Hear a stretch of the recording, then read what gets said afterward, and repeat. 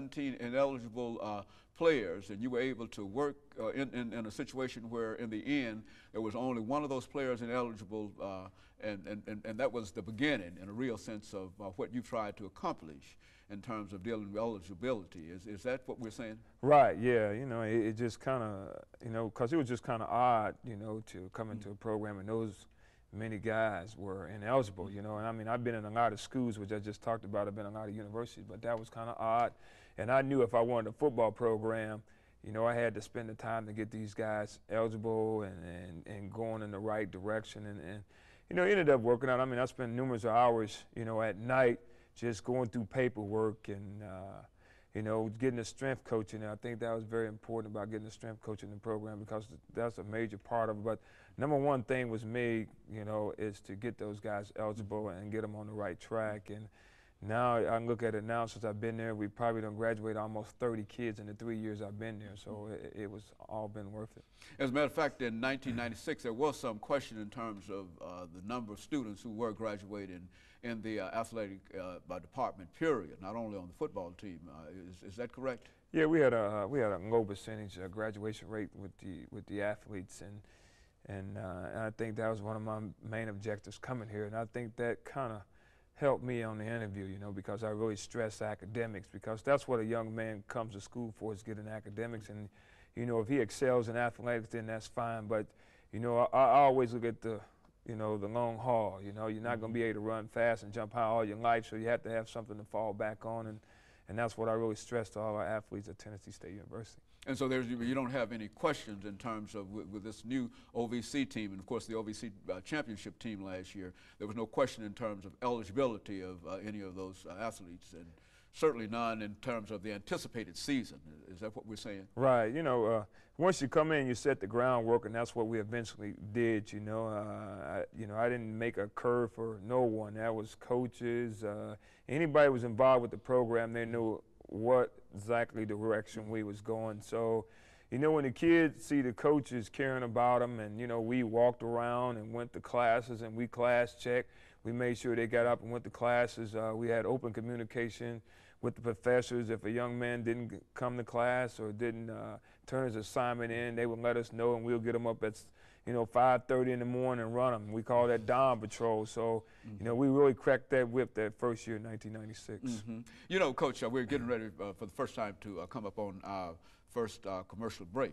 But I think it is quite interesting in terms of the academics that you've had to deal with, and I think that in a real sense that the athletes are now required to have a higher entrance standard than students outside of the athletic areas. Is that correct? Yeah, it's a little bit different. There's a lot of things required for an athlete, to get in school.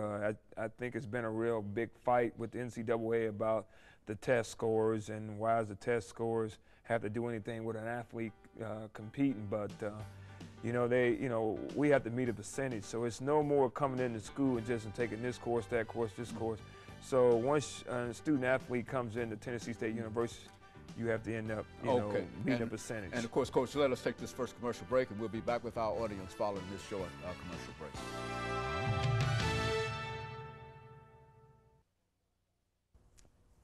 Thank you and welcome back.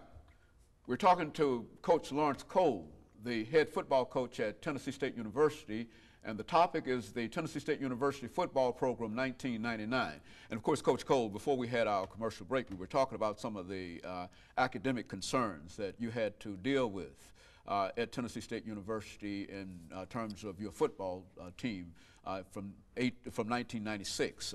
But now let's talk about the upcoming season. This is 1999.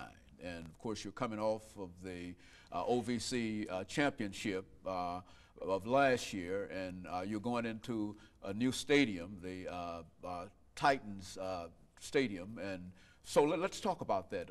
What's the attitude, your attitude, and what's the team's attitude, and what are some of the things that you see and what's going on now?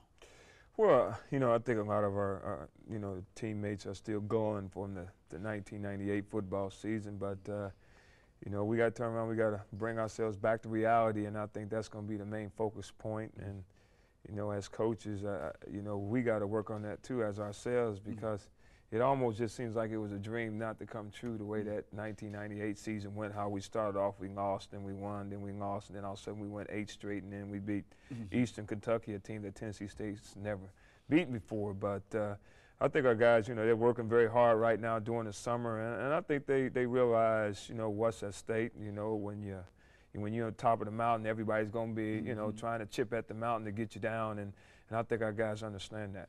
And so you think that they're ready. Now, what are some of the, do you have any standouts or some of the things that you think, some of the individual players that you'd like to talk about? And I do understand your attitude of pulling individuals out and et cetera, Right. how you don't like to do that. But nevertheless, there are some people that I believe that you ought to have some idea in terms of what you want to do. Yeah, I'm always like that, but you know, you know, deep in myself, I know that God gives certain guys on the teams, you know, special ability, and you know, like our quarterback Leon Murray. I mean, he's just been a blessing that we had him, and you know, in the off season he went through surgery, so he's really just recovering from shoulder surgery in his throwing arm. So hopefully, you know, everything works out well for him. The one good thing about our team coming